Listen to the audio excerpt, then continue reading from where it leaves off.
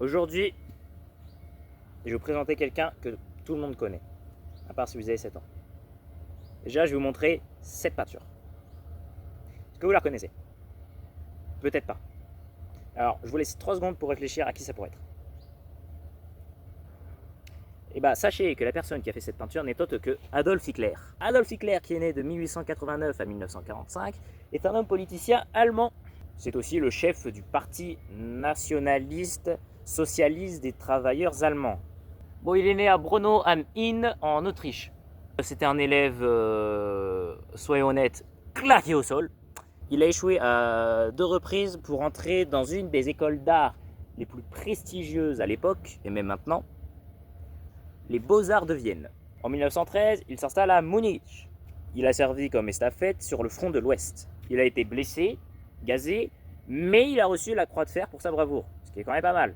La défaite de l'Allemagne en 1918 pour la Première Guerre mondiale et le traité de Versailles, pour lui, ça a été une trahison. Voilà. Après la guerre, il est resté dans l'armée, il est devenu agent de renseignement. C'est comme ça qu'il a adhéré au Parti des travailleurs allemands. En 1919, il y a adhéré. Il a donc transformé le DAP en parti nazi. En 1923, il a tenté un coup d'État. Il a échoué, il a donc écopé de 5 ans de prison. Mais il s'en est tiré avec 9 mois. Pendant qu'il était en prison, il a écrit un livre, Mein Kampf.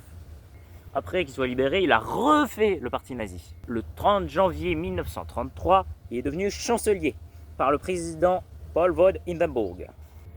Hitler, il a violé les traités de paix, il a réarmé les soldats et il a annexé l'Autriche. Au cours de la guerre, il a fait la solution finale. On avait des camps où les juifs et d'autres travaillaient, et il y avait des camps où les juifs étaient gazés. Il a donc fait un génocide. À partir de 1942, il commençait à avoir du mal dans la guerre. Hitler, il se marie avec sa femme Eva Braun le 29 mai 1945, et le lendemain, il se suicide pour éviter qu'on tente de le capturer.